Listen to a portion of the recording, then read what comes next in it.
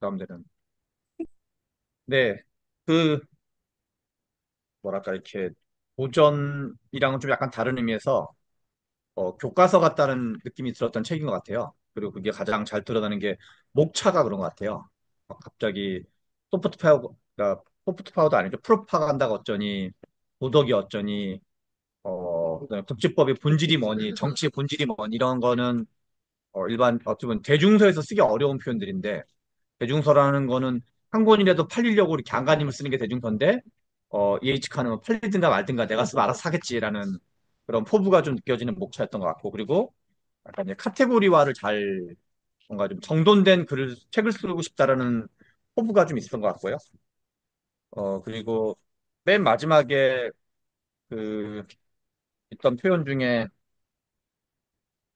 어,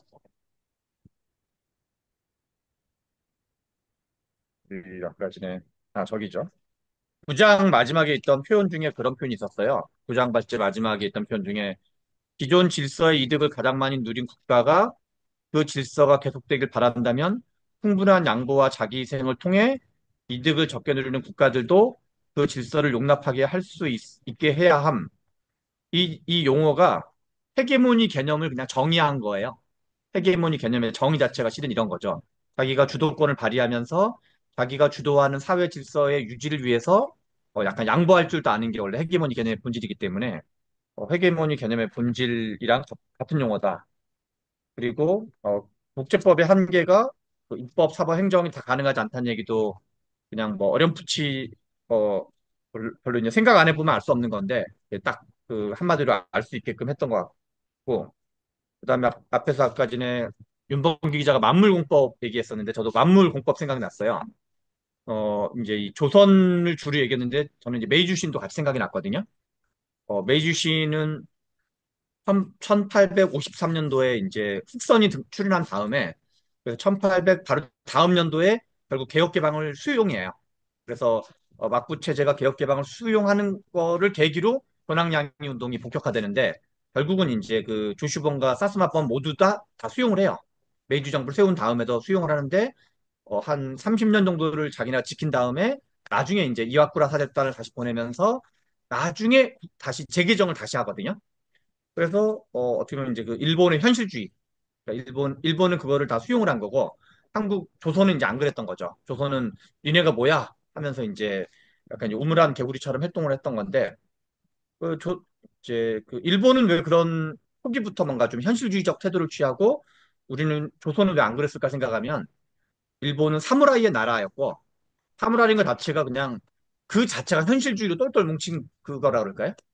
그러니까 이 주먹의 힘을 항상 맞고 사는 게 일본의 어떤 권력 체제고 우리는 이제 정반대였던 거죠. 이렇게 약간 나불나불거리는 게 이제 나불나불과 불나불나 권력으로 이루어진 게 이제 성리학 체계였기 때문에 그래서 이 우리 뭐 책 중에 그 한국은 하나의 철학이다라는 책이 이제 결국은 이 주자학적 세계관이 지금도 한국 사회에 얼마큼 뿌리 깊이 박혀 있는지 보여주는 책이기도 하고 함재봉 선생님의 교수님의 그 강의 제가 몇 번 강의 올렸던 것도 있는데 그래서 여전히 우리는 이제 그 뭐랄까 이제 그 주자학 또는 성리학 또는 명분 중심 그리고 그런 명분 중심 세계관 때문에 벌어진 게 이제 80년대 학생 운동이기도 한 거죠.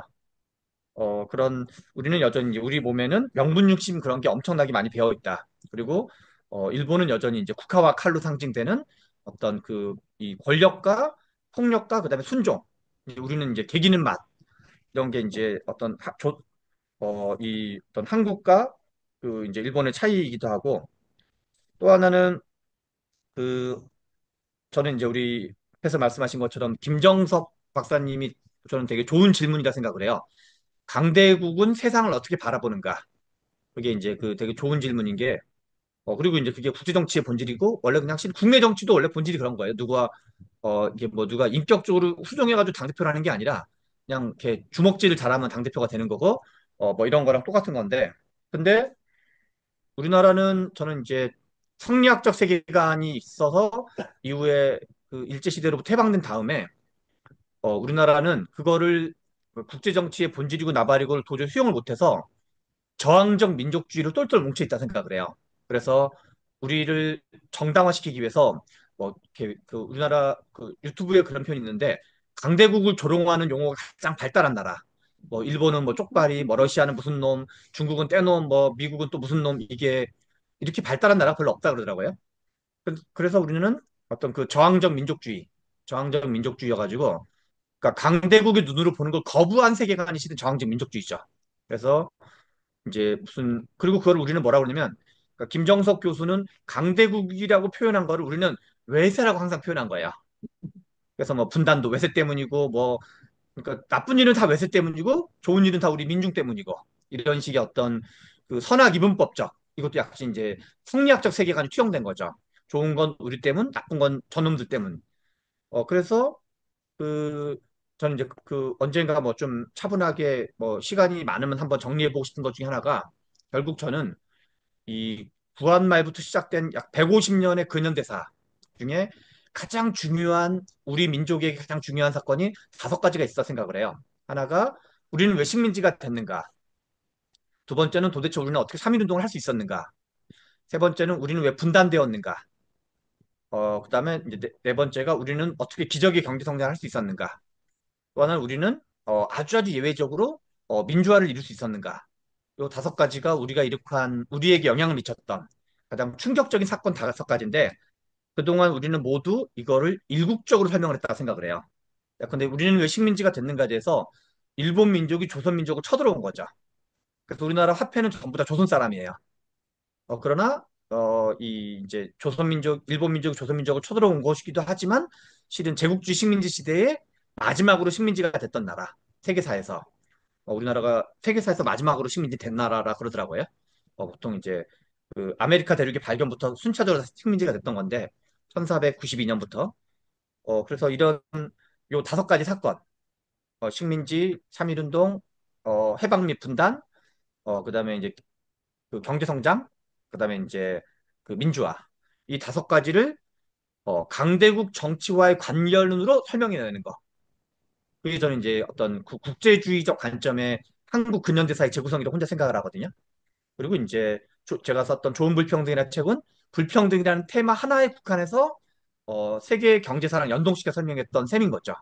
그래서 이제 국내에 갇혀 있는 어떤 생각들.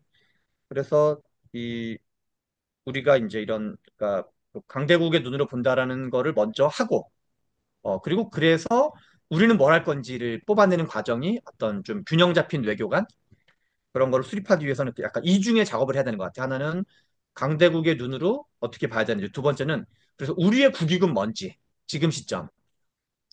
그 질문을 던지면, 저는 앞에서 뭐 미국 얘기 등등은 많이 그동안 했던 얘기고, 이제 미국이 가지는 팍스 아메리카나가 힘이 빠져가지고 지금 이제 바뀌는 건데, 저는 한편으로는 그냥 얼마 전에 제가 좀 썼던 글이기도 한데, 국제적 그 자유주의 국제 질서가 저는 2.0이 가능하다 생각을 해요. 그래서 완전한 각자 도생이라기보다 그냥 저 혼자 그냥 붙인 거는 글로벌 투카스. 미국과 유럽연합이 역할 분담을 해서 러시아는 유럽연합이 담당하고 중국은 미국이 담당하는 그런 식으로 가면, 아직 서방 전체의 파워가 비서방 전체의 파워에 비해서 이렇게 전체의 합으로 치면 뒤지지는 않거든요. 그래서 그런 균형이 가능한데, 다만 한국 입장에서 가장 중요한 국익은 뭔가, 특히 외교안보적 관점에서 경제적으로는 일본, 그러니까 미국, 일본, 중국, 러시아가 다 중요하고, 저는 군사 외교 안보적으로만 국한시키면 우리를 위협하는 가장 중요한 파트너는, 저는 여전히 위협하는 건 북한과, 그리고 더 크게는 어떻게 보면 중국이라고 생각을 해요.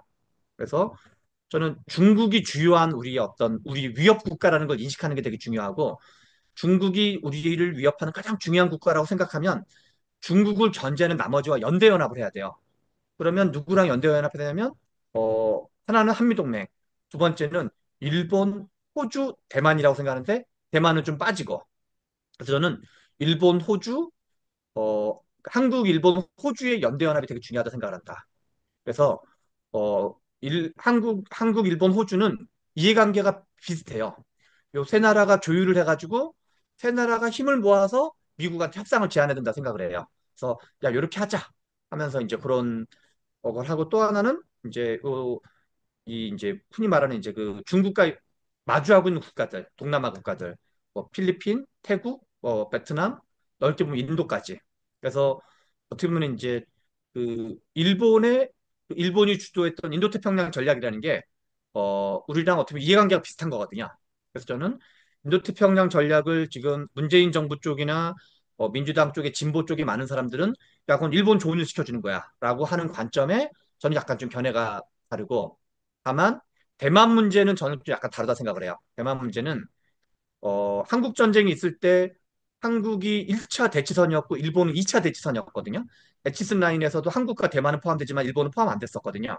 근데 대만 문제를 보면 대만이 1차 대치선, 그리고 일본 지도를 구글에서 키워서 자세히 보시면 일본의 최서단에 있는 일본 소유의 섬이 대만과 150km밖에 안 떨어져 있어요. 그래서 거의 그러니까 대만이 넘어가면 일본은 자동으로 국경을 마주하는 효과가 있어요.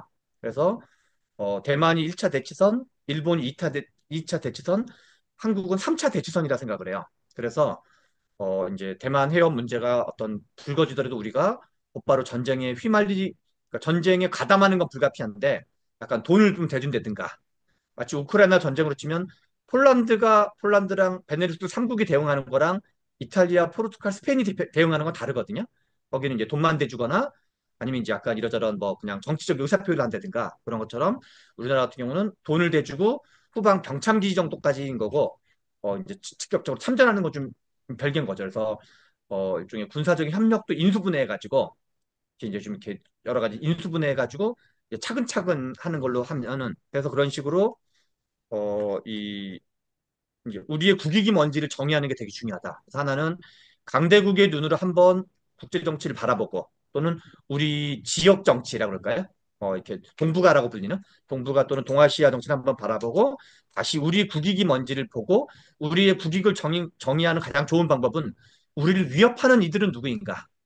옛날에는 그게 그냥 북한 정도였는데 지금은 저는 그게 이제 중국이고, 이제 그래서 그 때문에 그러면 연대연합의 대상도 달라진다. 그래서 저는 어떤 이제 반민족주의 또는 토착 왜구론적 사고방식이 국익에 해롭다라고 생각을 해서 민주당적 사고방식이 반일민족주의를 가지고 장사질하는 게 별로 이게 이 마치 외교를 여론에 부합해서 하면 안 되는 것처럼 이제 그거를 이제 너무 국내 정치의 그 어떤 외교적인 문제를 이렇게 적대적으로 동원하는 거는, 지금 국힘 멍청한 놈들이 반중을 지금 동원하는 게 국가 이익에 해로운 것처럼 이 국힘이 하는 짓과 민주당이 하는 짓은 어떻게 보면 크게 다르지 않다. 이 외교를 국내 여론에 써먹는 거는. 그래서 그런 거는 그러지 마. 좀 이렇게 그런 건 나쁜 일이야라고 이제 언젠가는 우리가 좀 양쪽에 힘 있는 놈들한테 얘기할 날이 왔으면 좋겠다는 생각입니다. 이상입니다. 네, 감사합니다. 그러면 사진 찍고 마무리하겠습니다.